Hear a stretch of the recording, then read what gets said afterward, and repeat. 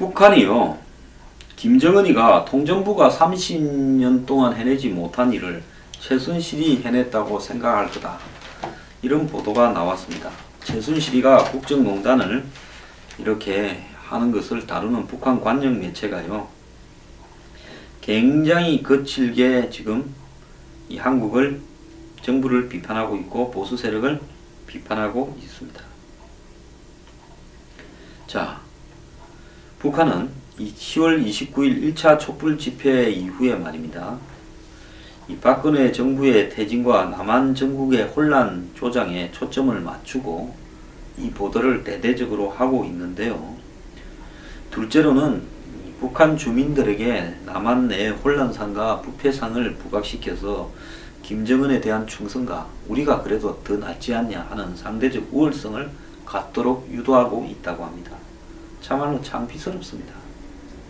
박근혜 정부가 그동안 추진해온 세 번째는 대북 정책의 부당성을 주장해 노선 변화를 이끌려고 하고요. 넷째로는 북한으로서는 껄끄러운 존재인 남한 내 보수 세력을 이참에 완전히 몰락시켜서 퇴출시켜버리겠다 하는 뜻도 있다는 겁니다.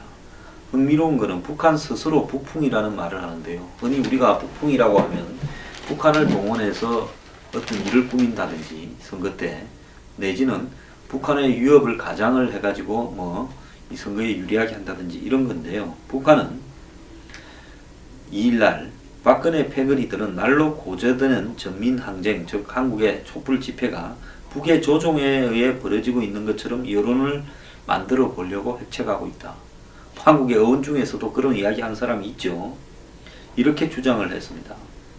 그래서 저거가 자기들을 거론하면서 우리를 팔아가지고 촛불 집회를 폄하하지 말라고 이야기를 하고 있습니다. 김정은은요, 이 위성TV라든지 인터넷으로 실시간으로 지금 남한 내부에 벌어지고 있는 집회 상황을 이렇게 체크하고, 통전부도 남조선 정세보고를 통해서 수시로 여러 상황을 지금 관장을 하고 있다, 이렇게 지금 보고 있는데요. 집요한 대남 공작에도 흔들리지 않던 남한의 정국이 최순실 하나 때문에 이렇게 흔들려버리고 보수 세력이 위기로 몰렸다라는 데 대해서 북한이 의아스럽게 생각할 거라고 봅니다. 자, 참 창피한 일인데요. 자, 이 판에 또 고개를 들고설 나타나는 집단이 있습니다. 자, 전번에 시위할 때 보니까 민중연합당이라고 해가지고 시위에 슬슬 등장을 하고, 또 이석기 풍선 인형이 또 등장을 하고 이러던데요. 자, 어제 이정희 전 대표 등 옛 통진당 인사들이 국회에서 기자회견을 갖고 통진당 해산 배후에 김기춘이 있다, 이렇게 밝혔습니다. 이정희 전 대표는 최근 공개된 김영한 민정수석의 이 다이어리에 보면 헌법재판소 정당 해산 결정 2달 전이 2014년 10월 김기춘이 통진당 해산 판결 연내 선고를 지시한 사실이 있다, 이래 말하면서 실제로 2주 뒤에 박안철 헌법재판소장은 연내 해산 심판을 정하겠다고 국회의원들에게 알렸다면서 김 실장의 지시로 시간이 정해지고 청와대 주문대로 강제 해산이 됐다, 이렇게 주장을 했습니다. 그리고 이정희는 청와대가 상권 분립마저 훼손하며 헌법을 유린한 거다라고 말하면서 김기춘이 이끄는 대통령 비서실은 박근혜 대통령과 정면으로 맞선 통진당에 대한 정치 보복의 컨트롤 타워였다, 이래 말을 했고, 이 자리에는 김미희, 김선동, 오백윤, 이상규, 김재현 등 전 의원들이 참석을 대부분 다 했고요. 통진당 출신으로 울산에서 무소속 당선된 유종호 의원도 배석을 했다고 합니다. 추미애 더민주당 대표도요, 이 말을 똑같이 했습니다. 최고위원회에서요. 김기춘이 주재한 청와대 수석회의에서 통진당 해산을 주도한 정황이 있다라고 이정희를 거들었습니다. 그런데 김기춘이 이렇게 써놨다고 연내에 되도록 하라고, 그게 헌재에 어떻게 지시가 내려갔는가에 대한 근거는 아직 제시를 못하고 있습니다. 저는요, 이 지금 박근혜 최순실 게이트에서 정말로 이 두 세력을 배제해야 된다고 봅니다. 하나는 종북 친북 세력이나 극자 세력입니다. 이 세력들은 우리나라에서 사라져야 된다고 보고요. 다른 하나는 진실과 관계없이 수구 보수 꼴통 노릇을 하는 세력들도 배제해야 된다고 보고 있습니다. 이 두 세력의 특징은요, 굉장히 닮았어요. 남의 시선과 남의 대중적인 입장은 생각하지 않은 채 자기들 말만 하고 저들만 옳다고 착각에 빠져 있습니다. 자, 이 통진당이 해산되는 과정에서 저는 통진당 해산 잘했다고 봅니다. 우리 한국 내에서 허용될 수 있는 정당의 한계치를 벗어난 정당으로서 활동을 해왔고, 그런 것이 분단 상황에서 가능하다는 데 대해서는 저도 분노를 금치 못하고 있습니다. 박근혜 정부가 어떤 목적에서 했던 이 부분만큼은 저는 잘한 일이다라고 인정을 하고 있습니다. 적어도 통일이 될 때까지 이 땅에 북한과 비슷한 이야기를 하는 집단들은 없어져야 되고요. 북한과의 어떤 관계를 통해서 실형을 선고받은 이런 자들이 모여서 정당을 꾸려가는 이런 부분들은 용납을 할 수 없다고 보고 있습니다. 그래서 두 번 다시는 이런 사람들이 근처에 나오지 못하도록 박근혜 정부가 잘못했다고, 박 대통령이 탄핵되고 퇴진하야 해야 된다 해서 통진당이 옳다라고 입증이 되는 것은 전혀 아니다라는 겁니다. 마찬가지로 박 대통령의 잘못을 전혀 인정하지 않고 역대 정권 잘못까지 다 까발려보자. 모든 일은 해야 될 때가 있고 말을 안 해야 될 때가 있습니다. 역대 정권의 부패를 다 까발려보는 일을 박 대통령은 왜 못했습니까? 그 이야기를 박 대통령이 물러나야 된다고 말을 하는 사람한테만 그 이야기를 왜 덜먹입니까? 저는 역대 정권의 비리와 부패에 대해서 수많은 이야기를 해왔습니다. 근데 내가 지금 박 대통령의 잘못을 지정할 때 역대 정권을 잘못을 지정하면서 마지막에 박 대통령도 이랬기 때문에 탄핵돼야 된다, 이렇게 말을 해야 됩니까? 웃기는 소리 좀 하지 마세요. 그리고 마녀사냥이라고 이야기하는 부분에 그것이 진짜 마녀사냥입니까? 마녀들 보면 마녀사냥같이 보이겠죠. 저는 우리나라 이 정치판에서 약 한 5%씩 이르는 양극단을 철저하게 배제해야 된다. 그리고 이들에게 정치적으로 재생할 수 있는 공간을 만들어주지 않아야 된다고 생각하는 사람입니다. 특히 통진당은 그 중에서 다시 또 재건을 하려고 시도할 건데요. 이 민주당의 문재인 전 대표, 그리고 이재명, 더 나아가서 박원순, 안철수, 이런 분들은 통진당 해산에 대해서 어떻게 생각하는지 다시 한번 입장을 밝혀야 됩니다.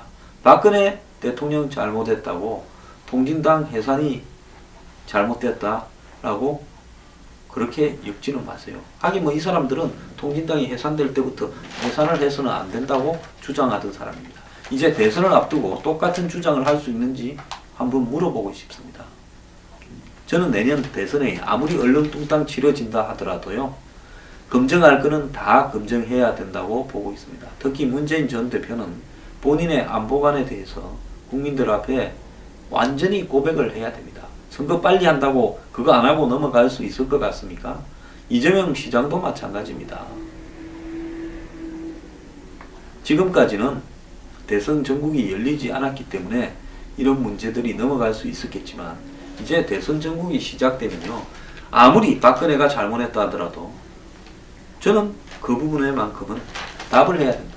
대한민국의 대통령이 되자는 사람이 대한민국의 안보나 이런 부분에 위해적인 요인들을 갖다가 가져오겠다고 하면서 대통령이 될 수는 없는 거 아니겠습니까? 문재인 전 대표가 엊그제 무슨 TV에 나와서 탄핵하고 나서도 또 퇴진은 퇴진대로 즉시 해야 된다고 이야기를 했다, 이런 이야기가 있는데요. 저는 웃기는 이야기라고 생각합니다. 왜 그렇게 퇴진에 집착을 합니까? 그리고 명예로운 퇴진을 운운합니까? 빨리 쫓아내고 빨리 선거 치러서 되고 싶어서 그러는 거 아니에요?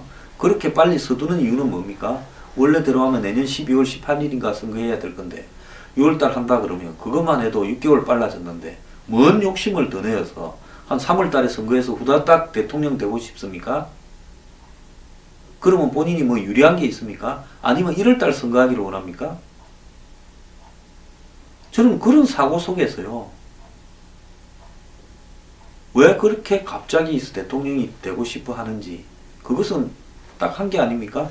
검증을 피하겠다. 그런 검증을 피하고 대통령이 되는 사람이 정상이라고 볼 수 있습니까? 박근혜 대통령을 보면서 이제는 검증을 철저하게 해야 되겠다.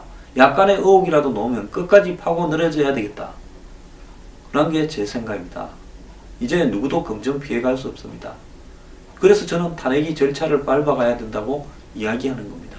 모든 절차를 거쳐가면서 자신의 가치관에 대해서 확실히 국민 앞에 해명하고 과거의 의혹에 대해서도 확실히 해명하고 이제는 조그마한 의혹이 나오더라도 최태민 씨하고는 옛날에 뭐 내가 그냥 존경하는 사람이고 이제는 뭐 돌아가셨고 그 주변에 있던 사람도 다 떠난 지 오래됐다. 이 말 한마디에 속아가 다 이꼴 나버린 거 아닙니까?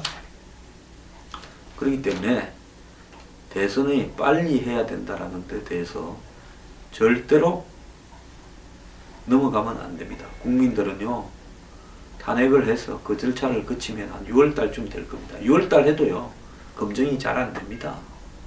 한번 보세요. 왜냐하면 헌재 판결이 나고 난 다음에 2달 안에 치러야 되니까 헌재 판결이 언제 날 줄 모르잖아요. 그러니까 지금으로서는 대선이 대략 6월쯤 있지 않겠냐라고 생각할 뿐이지 불확실한 상황이 너무 많다는 겁니다. 자, 이런 상황 속에서 대선을 치르게 될 때 본격적으로 대선 국면이 열리지도 않았는데 검증하겠다 하기도 어려워요. 그럼 본격적인 대선 일정은 2달밖에 딱 안 주어질 건데 2달만 버티면 대통령 될 건데 제대로 검증을 한 채 자신의 가치관이나 사상, 이념을 드러내고 대통령 선거를 치를 수 있겠냐라는 거죠. 자, 고무된 야권 후보들은 아마 따놓은 당상이라고 생각을 하고 검증을 회피하려고 할 건데요. 다른 거는 모르겠습니다만은 안보관에 대해서만큼은 철저히 검증해야 된다고 보고요. 특히 또 재벌과의 유착에 대한 부분에 있어서 제가 요 말하면 지금 움찔한 사람이 있을 겁니다. 요즘 그쪽에서도 뉴스 브리핑 열심히 보는 모양인데요. 자, 재벌과의 유착에 대해서 자유롭다고 생각을 하십니까?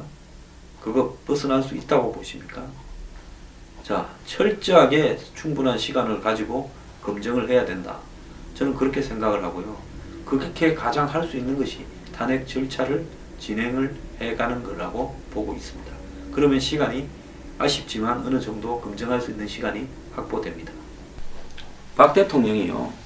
정말 안보 하던 사람이 진짜 국민 안보에 대해서 조금이라도 생각이 있었다면 이렇게 최순실 하나 때문에 국가 안보를 무너뜨려 버릴 수가 없는 겁니다.